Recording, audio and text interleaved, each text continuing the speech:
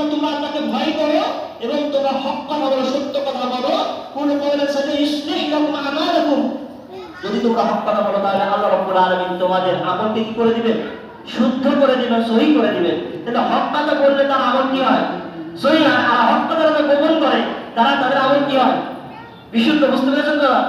যারা আজকে একটা উদাহরণ না দিলে হচ্ছে না, পুরো একটি মাস রমজান যখন আমরা সিয়াম পালন করলাম, সাহারিতে উঠে সাহারি খাওয়ার আগে যখন শেষ হয়ে গেল সাহারি খাওয়া, এরপরে মসজিদে ইমাম সাহেব বলল, যেদিন রমজান মাস শুরু হয়েছে ওই দিন বলল আগামীকাল থেকে মানে আজানের পরে 10 মিনিট পরে সালাত ঘোষণা। এরপরে যখন রমজান মাস শেষ হয়ে যাওয়ার পর হুজুর বলছে যে 50 মিনিট পরে সালাত হবে, 5 মিনিট পরে 50 মিনিট পরে। বলেন তো এটা কি আসল নবী সাল্লাল্লাহু আলাইহি ওয়াসাল্লামের ধর্ম? নবীর ধর্ম না মানুষের মানা ধর্ম? না, মানুষের প্রচলিত ধর্মকে তারা অনুসরণ করছে, প্রচলিত নিয়মকে তারা অনুসরণ করছে। অবশ্য নবী সাল্লাল্লাহু আলাইহি ওয়াসাল্লামের নিয়ম হলো, নবী সাল্লাল্লাহু আলাইহি ওয়াসাল্লামের মানে নীতি হলো যে সুবহে সাদিক হওয়ার পরে কি করবে? সালাত আদায় করে নেবে। 15 থেকে 20 মিনিট পরে 25 মিনিট পরে সালাত আদায় করে নেবে। এটাই হলো নিয়ম, এটাই নীতি। সবাই উপস্থিতি। এরপর আসেন, তাহলে আমরা যেটা অর্জন করবো সেটা হক জিনিসটা অর্জন করবো এবং আমাদের আমল সচ্ছল হবে। কিসের মাধ্যমে? তাকওয়ার মাধ্যমে। কিসের মাধ্যমে? তাকওয়ার মাধ্যমে। তাহলে বুঝে নেবেন, যে ব্যক্তি আল্লাহ সুবহানাহু ওয়া তাআলার 5 ওয়াক্ত সালাত আদায় করা সত্ত্বেও নিজে বেদাতি কাজে লিপ্ত আছে, যে ব্যক্তি 5 ওয়াক্ত সালাত আদায় করা সত্ত্বেও বিভিন্ন শিরকি কাজে লিপ্ত আছে, যে ব্যক্তি 5 ওয়াক্ত সালাত আদায় করা সত্ত্বেও বিভিন্ন কুফরি কাজে লিপ্ত আছে, বুঝে নেবেন সে ব্যক্তি প্রকৃত অর্থে আল্লাহকে ভয় করে না। যদি সে আল্লাহকে প্রকৃত অর্থে ভয় করত তাহলে তার আমল, ঈমান সবকিছু কি হতো? সংশোধন হয়ে যেত। আল্লাহ বলছে, ইয়া আইয়ুহাল্লাযীনা আমানু ইত্তাকুল্লাহা ওয়া কুলু কওলান সাদীদা, হে ইমানদারগণ তোমরা তাকওয়া অবলম্বন করো। আর এই তাকওয়া অবলম্বন করলে তোমাদের ভিতর থেকে হক বেরোবে, আর হক বেরোলে তোমাদের আমল কি হবে? সংশোধন হবে। তাহলে বোঝা গেল যারা বাতিলের অনুসারী তারা মুখ দিয়ে কি বের করে না? হক বের করে না। হককে কি করে? গোপন করে। হককে কি করে? গোপন করে রাখে। সম্মানিত উপস্থিতি, অতএব আসুন আমরা আল্লাহকে বেশি বেশি ভয় করি। প্রথমত আমি যে কথা বলছিলাম যে আল্লাহ সুবহানাহু ওয়া তাআলাকে যদি কেউ ভয় করে তাহলে সে অর্জন করবে সম্মান। এরপরে সে অর্জন করবে কি? আল্লাহ সুবহানাহু ওয়া তাআলাকে ভয় করলে সে প্রকৃত অর্থে একজন ঈমানদার হতে পারবে। এরপর আল্লাহ সুবহানাহু ওয়া তাআলাকে ভয় করলে সে জান্নাত অর্জন করবে। এরপর আল্লাহ সুবহানাহু ওয়া তাআলাকে ভয় করলে সে সত্য কথা সত্যের অনুসারী হতে পারবে। এরপরে আসেন, শুধু তাই নয়, এর থেকে আরো বড় পুরস্কার আল্লাহ সুবহানাহু ওয়া তাআলা দিয়েছেন। সূরা আল-আনফাল 29 নম্বর আয়াত আল্লাহ রাব্বুল আলামিন বলেন, ইয়া আইয়ুহাল্লাযীনা আমানু ইত্তাকুল্লাহ, ইয়া আইয়ুহাল্লাযীনা আমানু ইন তাত্তাকুল্লাহ ইয়াজআল লাকুম ফুরকানা। আল্লাহ রাব্বুল আলামিন বলেন, তোমরা যদি আল্লাহকে ভয় করো তাহলে আল্লাহ তোমাদেরকে একটা জিনিস দিবেন, সেটার নাম কি? ফুরকান। এর নাম কি? ফুরকান। আমরা যদি কোরআনকে একটা কি? ফুরকান। আর আল্লাহ রাব্বুল আলামিন আপনাকে একটা ফুরকান দিবেন। সেই ফুরকান দ্বারা আপনি জাস্টিফাই করতে পারবেন, পার্থক্য করতে পারবেন কোনটা হক আর কোনটা কি বাতিল। এটা জাস্টিফিকেশন করার শক্তি কিন্তু সবার নাই। বড় টাইটেল না হুজুরের নাই, আছে নাকি ভাই?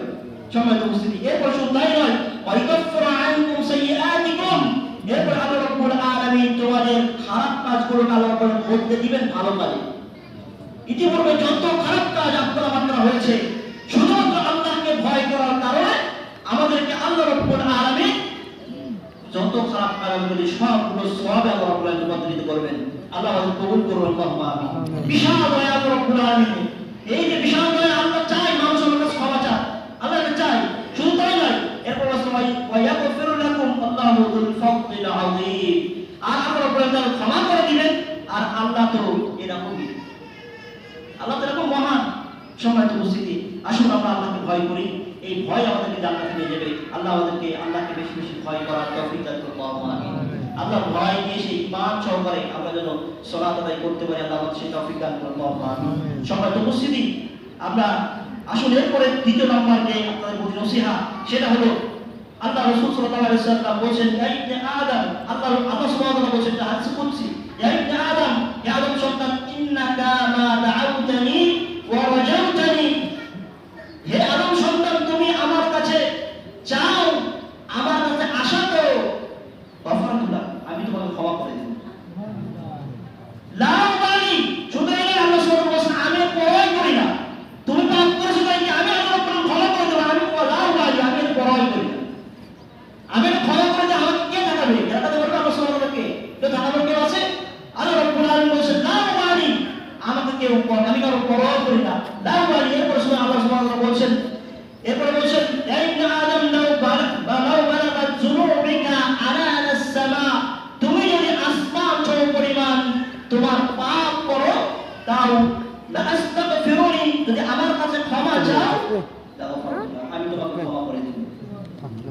শুধু তাই নয়, আল্লাহ রাব্বুল আলামিন বলেন লাউ আতাইতানি বিকুরাবিল আরদি খাতায়া, তোমরা যদি জমিন সমপরিমাণ পাপ আমার কাছে নিয়ে আসো, লা আতাইতানি বিকুরাবি, আমি ওই জমিন সমপরিমাণ ক্ষমা নিয়ে তোমার কাছে এসে উপস্থিত হব। এই যে আল্লাহ রাব্বুল আলামিনের দয়া, তিনি ক্ষমা করতে চান, আল্লাহ রাব্বুল আলামিনের মাগফিরাত, আল্লাহ রাব্বুল আলামিনের রাগ, আল্লাহ রাব্বুল আলামিনের রাগের উপর আল্লাহ রাব্বুল আলামিন ক্ষমা কি হয়েছে, বিজয় লাভ করেছে। অতএব আসুন আল্লাহকে ভয় করি, আল্লাহ বড় ক্ষমাকারী। অতএব আসুন আমরা যে পাপ কাজ পূর্বে আমরা করেছি, আল্লাহ আমাদের ক্ষমা করুন, আল্লাহুম্মা আমিন। আমরা ফিরে আসি, তাওবা করি। তাওবা, ইস্তেগফার এবং তাকওয়া, এই কয়টার মধ্যে পার্থক্য আছে। তাওবা হলো একটা কাজ পাপ কাজ আপনি করছিলেন, এটা থেকে ফিরে আসা, ফিরে আসার পরে আপনি ইস্তেগফার করলেন, ক্ষমা চাইলেন, এটা হলো ইস্তেগফার। আর তাকওয়া হলো যে তাকওয়া আপনাকে তাওবা করতে বাধ্য করেছে। কি করেছে? তাওবা করতে বাধ্য করেছে। এই কয়টা পরিভাষা আপনাকে জানতে হবে, একটা একটার সাথে পরিপূরক কিন্তু পার্থক্য আছে। তাকওয়া হলো আপনাকে তাওবা করতে বাধ্য করবে, আর তাওবা হলো আপনাকে ইস্তেগফার করতে বাধ্য করবে। ইস্তেগফার মানে, তাওবা মানে কি? তাওবা মানে পাপ কাজ থেকে আপনি এমনভাবে ফিরে আসেন, ওই পাপ কাজে আর দ্বিতীয়বার আপনি যাবেন না, এটার নাম তাওবা। এরপরেও যদি আপনি দ্বিতীয়বার আবার যান, আল্লাহ রাব্বুল আবার ক্ষমা করে দিবেন, এটা আল্লাহর দয়া। এরপরে যদি পাপ করে আল্লাহ ক্ষমা করে দিবেন, না মালিক, আল্লাহ এটা প্রমাণ করেন। আল্লাহ কত মহান, আল্লাহ কত মহান, আল্লাহ এটা প্রমাণ করেন না। সুবহানাল্লাহি ওয়া বিহামদিহি সুবহানাল আযীম। অতএব উপলব্ধি করুন, আল্লাহকে ভয় করুন। প্রিয় ভাইরা, একটি মাস রমজান মাস চলে গিয়েছে, আপনি আমি কতটুকু আল্লাহর সামনে দাঁড়িয়ে কাটতে পেরেছি, একাকি দাঁড়িয়ে কতটুকু কাটতে পেরেছি, এটা প্রশ্ন করুন। আল্লাহর কাছে কতটুকু দাঁড়িয়ে কাটতে পেরেছি, চোখ দিয়ে কতটুকু আমাদের পায়ে চলেছে। বোঝা গেল যে আমাদের অন্তর কি হয়ে গেছে, কঠিন হয়ে গেছে। আমাদের অন্তর বিভিন্ন কারণে আমাদের কঠিন হয়ে গেছে, বিভিন্ন ভাবে আমাদের অন্তরকে আমরা শক্ত করে ফেলেছি, আমাদের অন্তর আর খায় না। আল্লাহ রাব্বুল আলামিন বলেন লাউ আনজালনা হাযাল কুরআনা আলা জাবালিন লারাআইতাহু খাশিয়ান মুতাসাদ্দিআন মিন খাশিয়াতিল্লাহ। আমি আল্লাহ রাব্বুল আলামিন কোরআনকে যদি কোন পাহাড়ের উপর নাযিল করতাম, আমি আল্লাহ রাব্বুল আলামিন এই কোরআনকে যদি কোন পাহাড়ের উপর নাযিল করতাম, তাহলে ওই পাহাড়ও আল্লাহ রাব্বুল আলামিনের ভয়ে কেঁদে ক্রন্দন করত। কিন্তু মানুষের অন্তর তার থেকে বেশি কঠিন, এমনকি আসাধ্য। আল্লাহ সুবহানাহু ওয়া তাআলা বলছেন মানুষের অন্তর পাথরের থেকে বেশি শক্ত। কিসের থেকে বেশি শক্ত? পাথর থেকে বেশি শক্ত। এরপর আল্লাহ সুবহানাহু ওয়া তাআলা উদাহরণ দিচ্ছেন, পাথর থেকে আল্লাহ রাব্বুল আলামিন ঝর্ণা বের করেন। কি বের করেন? ঝর্ণা বের করেন। পাথর থেকে পানি বেরোতে পারে, কার দয়া? আল্লাহ রাব্বুল আলামিন। কিন্তু মানুষের অন্তর যদি শক্ত হয়ে যায়, তাহলে সে পাথরের থেকে কি হয়ে যায়? আসাধ্য কাসওয়া, তার থেকে বেশি বেশি শক্ত হয়ে যায়। অতএব আসুন আল্লাহকে ভয় করি, দিলকে নরম করি, আল্লাহর ভয়ে তার সামনে দাঁড়াই, তাহলে প্রকৃত অর্থে আমাদের ইবাদতগুলো আল্লাহ রাব্বুল আলামিনের কাছে গ্রহণযোগ্য হবে। অতএব আসুন আল্লাহকে ভয় করি, বেশি বেশি ভয় করি। আল্লাহ আমাদের তৌফিক দান করুন, আল্লাহুম্মা আমিন। এরপর আসেন, শুধু এই নয়, আমাদের নবী সাল্লাল্লাহু আলাইহি ওয়াসাল্লাম দিনে রাতে তিনি আল্লাহ সুবহানাহু ওয়া তাআলার কাছে 100 বারের থেকে ইস্তেগফার করতেন। কয়শো বার? 100 বারের থেকে ইস্তেগফার করতেন, 100 বারের থেকে বেশি তাওবা করতেন। আল্লাহ রাসূল সাল্লাল্লাহু আলাইহি ওয়াসাল্লাম তিনি বলেন, তুবু ইলাল্লাহ, তোমরা আল্লাহর কাছে তাওবা করো, আল্লাহর কাছে ফিরে যাও। কে বলছে? তার ফিরে যাওয়া কি আছে? গুনাহ করলে তো মানুষ ফিরে যায় না, গুনাহ করলে ফিরে। তা আল্লাহ সুবহানাহু ওয়া তাআলা রাসূল সাল্লাল্লাহু আলাইহি ওয়াসাল্লাম কেন ফিরছেন? কেন ফিরছেন তিনি? আল্লাহ রাসূল সাল্লাল্লাহু আলাইহি ওয়াসাল্লাম বলেন, তুবু ইলাল্লাহ ফাইন্নী আতুবু ইলাইহি ফি ইয়াউমিন মিআতা মাররা। আল্লাহ রাব্বুল আলামিন, আল্লাহ রাসূল সাল্লাল্লাহু আলাইহি ওয়াসাল্লাম বলেন যে আমি আল্লাহ রাসূল, আমি আল্লাহর কাছে প্রতিদিন ফিরে যাই 100 বার থেকে বেশি। সুবহানাল্লাহ। আমি আল্লাহ রাসূল সাস্তাগফিরু মিআতা মাররা, আমি আল্লাহ রাসূল সাল্লাল্লাহু আলাইহি ওয়াসাল্লাম আপনার কাছে ইস্তেগফার করে ক্ষমা চাই দিনে দিনে 100 বার থেকে বেশি। ওমর রাদিয়াল্লাহু তাআলা, ইবনে ওমর রাদিয়াল্লাহু তাআলা তিনি বলেন, আমি রাসূল সাল্লাল্লাহু আলাইহি ওয়াসাল্লামের সাথে বসা ছিলাম, রাসূল সাল্লাল্লাহু আলাইহি ওয়াসাল্লাম তিনি বলেন, তিনি তওবা করছেন এভাবে, আস্তাগফিরুল্লাহ লি ওয়া আতুবু ইলাইহি। হে আল্লাহ, আমি তোমার কাছে ক্ষমা চাচ্ছি এবং তোমার কাছে প্রত্যাবর্তন করছি, তোমার কাছে ফিরে যাচ্ছি, আল্লাহ তুমি ক্ষমা করে দাও। আমি ইবনে ওমর রাদিয়াল্লাহু তাআলা আমি বললাম রাসূল সাল্লাল্লাহু আলাইহি ওয়াসাল্লাম কয়বার তওবা করলেন? আমি দেখলাম তিনি 100 বার তওবা করলেন। কয়বার? 100 বার। তাহলে আমাদের কয়বার করতে হবে? একটু আসুন, আপনি আমি অন্যের সমালোচনা বাদ দিয়ে একটু আপনি আমি আল্লাহর কাছে ফিরে যাই, তওবা করি। আসুন ভাই, এতে আপনার আমার দিল পরিশুদ্ধ হবে, আপনার আমার তাকওয়া বৃদ্ধি পাবে। অতএব আসুন আপনি আমি আল্লাহকে ভয় করি। আইনামা তাকুনু ইদরিকুমুল মাউত, আপনি আমি যেখানে থাকি না কোনো মৃত্যু কিন্তু আপনার আমাকে পাকড়াও করবেই করবে। করবে কিনা ভাই? কুল ইন্নাল মাউতা আল্লাযী তাফিররুনা মিনহু ফাইন্নাহু মুলাকীকুম। আল্লাহ রাব্বুল আলামিন বলেন, যে তোমরা যেখানেই পলায়ন করো না কেন মৃত্যু তোমাদের কি করবে, পাকড়াও করবেই করবে। অতএব অন্তর দিয়ে একটু ভাবুন, অন্তর দিয়ে চিন্তা করুন। এই তাকওয়া একটা বিশাল জিনিস, যে সে অর্জন করতে পারে না। যখন আলহামদুলিল্লাহ রাব্বিল আলামিন বলেন আপনার ভিতরে আল্লাহর সিফাত ভেসে উঠছে, আল্লাহর সিফাত ভেসে উঠছে, আল্লাহর গুণকীর্তন ভেসে উঠছে, আর রহমানুর রহিম তার গুণকীর্তন ভেসে উঠছে, মালিক ইয়াউমিদ্দিন তার তাওহীদ ভেসে উঠছে, মালিক ইয়াউমিদ্দিন ইয়াকা না'বুদু ওয়া ইয়াকা নাস্তাইন, আল্লাহর কাছে আপনি সারেন্ডার করছেন, আল্লাহর কাছে চাচ্ছেন। এটা সবাই ফিল করতে পারে না, এখন তারাই ফিল করতে পারে যারা এটা বুঝতে পারে, যারা এটা অবলম্বন করতে পারে। আল্লাহ রাব্বুল আলামিন বলেন উলামা ওয়ারাসাতুল আম্বিয়া, ওলা আলেমরা হলো নবীদের উত্তরসূরি, আর আলেমরা আল্লাহ সুবহানাহু ওয়া তাআলা বলেন নিশ্চয়ই আলেমরা প্রকৃত অর্থে সবচেয়ে বেশি আল্লাহকে ভয় করে। ইন্নামা ইয়াখশাল্লাহু মিন ইবাদিহিল উলামা, বান্দাদের ভিতর থেকে সবচেয়ে বেশি আল্লাহকে ভয় করে হলো আলেমরা, জ্ঞানীরা। আলেম মানে বড় বেশি টাইটেল আছে এটা নাম আলেম নয়, বরং যে আল্লাহকে জেনে জানে এবং সেই অর্থে ভয় করে তার নাম কি? আলেম। আল্লাহ আমাদেরকে ভয় করার তৌফিক দান করুন। আল্লাহ সম্মানিত উপস্থিতি, শুধু এই নয়, আল্লাহ রাব্বুল আলামিন সূরা আত-তাওবা সূরা তাহরীমের 8 নম্বর আয়াতে বলেছেন ইয়া আইয়ুহাল্লাযীনা আমানু তুবু ইলাল্লাহি তাওবাতান নাসুহা, হে ঈমানদারগণ তোমরা আল্লাহর কাছে তওবা করো। কি করো? তাওবাতান নাসুহা, তাওবাতান নাসুহা, নসুহার মতো তওবা করো নাকি এরকম কিছু? তাওবাতান নাসুহা, নসুহার মতো তওবা করে। এক বক্তা বলছে নসুহা যেভাবে তওবা করছো এইভাবে তওবা করো, কিন্তু নসুহা তাওবাতান নাসুহা মানে কি? একনিষ্ঠ তওবা, মানে যে তওবা আসলে সৎ তওবা। কি তওবা? মান সত্য সত্য হবে আল্লাহর কাছে তওবা করো, মিছে মিছে না। বিপদ আসছে আল্লাহর কাছে তওবা করে গেলেন, আর পরবর্তী বিপদ চলে গেছে আবার যা তাই, এটা আপনি ধোঁকাবাজি করলেন। কি করলেন? ধোঁকাবাজি করলেন। প্রকৃত অর্থে আমরা আল্লাহর কাছে তওবা করব, তার কাছে তওবা করব, আল্লাহর কাছে তওবা করব, আল্লাহর কাছে ফিরে যাব, আর কখনোই পাপ কাজে লিপ্ত হব না। আল্লাহ আমাদেরকে তৌফিক দান করুন। আমিন। এর সওয়াব কি? ইতিপূর্বে আমি বলেছি আইয়ুকাফিরু আনকুম সাইয়্যাতিকুম ওয়া ইউদখিলুকুম জান্নাতিন তাজরি মিন তাহতিহাল আনহার। আল্লাহ রাব্বুল আলামিন তোমাদের পাপসমূহকে সওয়াবে রূপান্তরিত করবেন এবং তোমাদের এমন এক জান্নাতে প্রবেশ করাবেন যে জান্নাতের তলদেশ দিয়ে বের হয়ে গেছে নহর, নদী। সুবহানাল্লাহ। মানে আপনি এমন একটা জায়গায় বসে আছেন, আপনার সামনে দিয়ে একটা নদী প্রবাহমান, একটা নদী চলে যাচ্ছে, সুন্দর বাতাস, সুন্দর একটা জায়গায় বসে আছেন। আপনার জায়গা পছন্দ হয় কিনা ভাই? পছন্দ হয়? খোলামেলা জায়গায় বসে আছেন, একটা বিশাল একটা ভালো লাগার জায়গা। দুনিয়ার মুখ থেকে যদি আপনি একটা চিন্তা করেন তাহলে আল্লাহ রাব্বুল আলামিন যে নহর আমাদের জন্য রেখেছেন এটা কত সুন্দর। সুবহানাল্লাহ। যেটা কোনো অন্তর দেখেনি, যেটা কোনো চক্ষু দেখেনি, যেটা কোনো অন্তর ভেবেও দেখেনি। সময় তো বসে আল্লাহকে ভয় করি, আল্লাহ আসলে আমরা আল্লাহ বেশি বেশি ভয় করি। এরপর আসেন আরো বেশ কিছু বিষয় আল্লাহ সুবহানাহু ওয়া তাআলাকে আমরা কিভাবে ভয় করতে পারি। এর জন্য তৃতীয় নম্বর আমার আপনাদের প্রতি নসিহা, সেটা হলো আসুন আমরা আল্লাহর কাছে তওবা করি, আল্লাহর কাছে ফিরে যাই।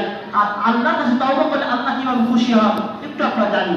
আল্লাহ রাব্বুল আলামিন কিভাবে খুশি হন? আনাস ইবনে মালিক রাদিয়াল্লাহু তাআলা আনহু থেকে বর্ণিত, তিনি বলেন আশাদ্দু রাব্বুহু তাওবাতু ইবাদিহি, আল্লাহ রাব্বুল আলামিন কঠিনভাবে ভালোবাসেন, কঠিনভাবে, শুধু যেমন তেমন ভালোবাসা না, কঠিনভাবে আল্লাহ রাব্বুল আলামিন ভালোবাসেন তার বান্দার তাওবাকে। বান্দার তাওবাকে আল্লাহ রাব্বুল আলামিন ভালোবাসেন, কঠিনভাবে ভালোবাসেন। আল্লাহ রাসূল সাল্লাল্লাহু আলাইহি ওয়াসাল্লাম উদাহরণ দিচ্ছেন যে এক ব্যক্তি সে তার বাহন নিয়ে এমন এক জায়গায় এমন এক জমিনে হারায় গেল যে বাহনের পিঠে আছে পানীয়, যে বাহনের পিঠে আছে খাবার। এই বাহনটা তার কাছ থেকে হারিয়ে গেল। অনেক খোঁজাখুঁজি করার পরে ওই ব্যক্তি হতাশ হয়ে গেল। হতাশ হওয়ার পরে ওই ব্যক্তি এক গাছের নিচে আশ্রয় গ্রহণ করলো। আশ্রয় গ্রহণ করার পরে তার ঘুম চলে আসছে। ঘুম ভাঙার পরে সে দেখলো তার পাশে এসে তার সেই বাহনটি আবার দাঁড়িয়ে আছে। অনেক খোঁজাখুঁজি, যে মরুভূমিতে যে জায়গায় কেউ নাই, বাহন হারিয়ে গেছে, মানে খাবার নাই, পানীয় নাই, সব তার নিচ্ছ। এখন ওখানে থাকা মানে মৃত্যু, থাকা মানে কি মৃত্যু। এই জায়গায় সে রয়েছে, গাছের নিচে শুয়ে আছে। এমন সময় তার বাহনটা এসে পাশে দাঁড়িয়ে আছে। ওই ব্যক্তি খুশি হয়ে গেল। কি হয়ে গেল? খুশি হয়ে গেল। খুশি হওয়ার পরে বলল আল্লাহুম্মা আনা রাব্বুকা ওয়া আনতা ইবাদি, আমি আপনার আল্লাহ আর আপনি আমার বান্দা। মানে খুশিতে কথা কি হয়ে গেছে? উল্টে গেছে। আল্লাহ সুবহানাহু ওয়া তাআলা খুশি হয়ে গেলেন, তাকে আল্লাহ রাব্বুল আলামিন এইভাবে আল্লাহ রাব্বুল উদাহরণ দিচ্ছেন। আল্লাহ সুবহানাহু ওয়া তাআলা এই জিনিসটা তাওবার উদাহরণ দিয়ে রাসূল বোঝাচ্ছেন যে তাওবা যদি কেউ করে, তাহলে ওই হারানো যে বাহন হারানো ওই ব্যক্তির মতো আল্লাহ রাব্বুল আলামিন খুশি হন। ঠিক বান্দা যদি ওইরূপ তাওবা করে, আল্লাহ সুবহানাহু ওয়া তাআলা ওইরূপ খুশি হন বাহন ব্যক্তির মতো। সুবহানাল্লাহ, তার থেকেও বেশি খুশি হন, আসলে তার থেকে বেশি খুশি হন। তাহলে আল্লাহ সুবহানাহু ওয়া তাআলা তাওবা, আমাদের তাওবা চান, আমাদের তাওবা কি চান, আর আমরা কি আগ্রহী নই। সবাই তো বুঝতে হবে, আসুন আমরা তাওবা করি, আল্লাহর কাছে ফিরে যাই। এরপর আসেন আমরা কিভাবে তাওবা করব আরো একটু শিখি। আল্লাহ রাসূল সাল্লাল্লাহু আলাইহি ওয়াসাল্লাম প্রখ্যাত সাহাবী মুআয ইবনে জাবাল রাদিয়াল্লাহু তাআলা আনহু, তাকে নিয়ে আল্লাহ রাসূল সাল্লাল্লাহু আলাইহি ওয়াসাল্লাম যাচ্ছেন।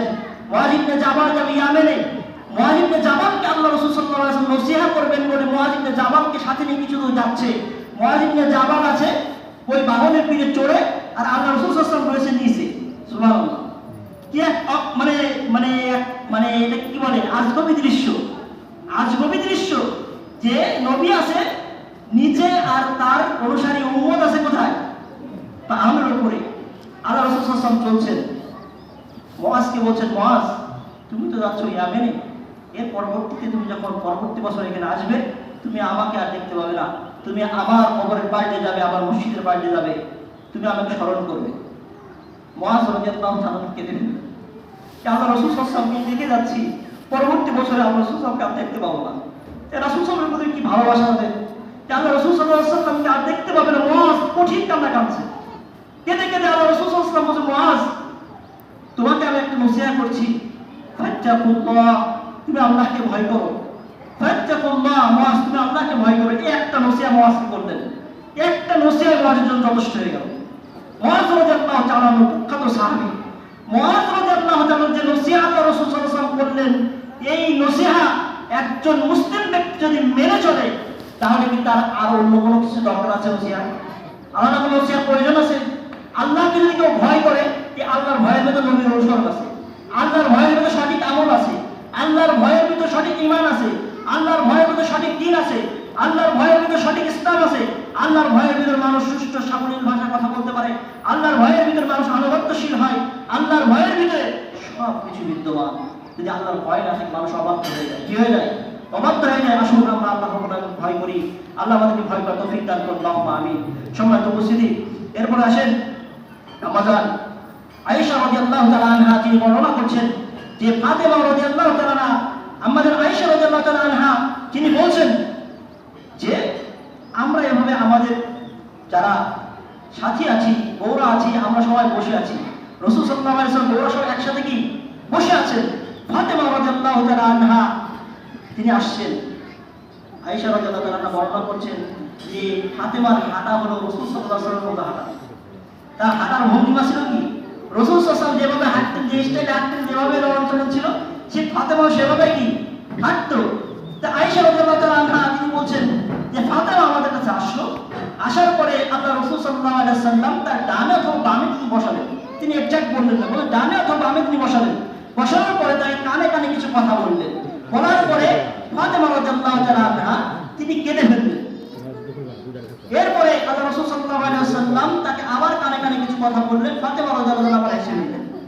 এরপরে আপনারা সবাই জানেন, কোনো কিছু যদি কানে কানে বলা হয়, সেটা যদি মহিলাদের সামনে হয়, তাহলে কি এটা জানার উদ্গ্রীব আগ্রহ তাদের ভিতরে বেশি বেশি সৃষ্টি হয়। আয়েশা রাদিয়াল্লাহু তাআলা আনহা বলছে, তোমার কানে কানে যেটা রাসূল বলেছে এটা আমাকে বলো। তুমি যে প্রথমে হাসলে আর প্রথমে কাঁদলে, তারপরে হাসলে, এই কাজ করলে কেন? তখন ফাতেমা রাদিয়াল্লাহু আনহা বলছে, আমি এটা বলতে পারবো না, এটা কারণ রাসূল সাল্লাল্লাহু আলাইহি ওয়াসাল্লামের গোপন বিষয়। কি বিষয়? গোপন বিষয়। এরপর রাসূল সাল্লাল্লাহু আলাইহি ওয়াসাল্লাম যখন মারা গেলেন, মারা যাওয়ার পরে আয়েশা রাদিয়াল্লাহু আনহা বসে আছেন। চিন্তা করেন, ওই কথা এখনো মনে আছে। রাসূল সাল্লাল্লাহু আলাইহি ওয়াসাল্লামের সহধর্মিণী আম্মা জান আয়েশা রাদিয়াল্লাহু তাআলা আনহা তিনি ফাতেমার কাছে আসলেন।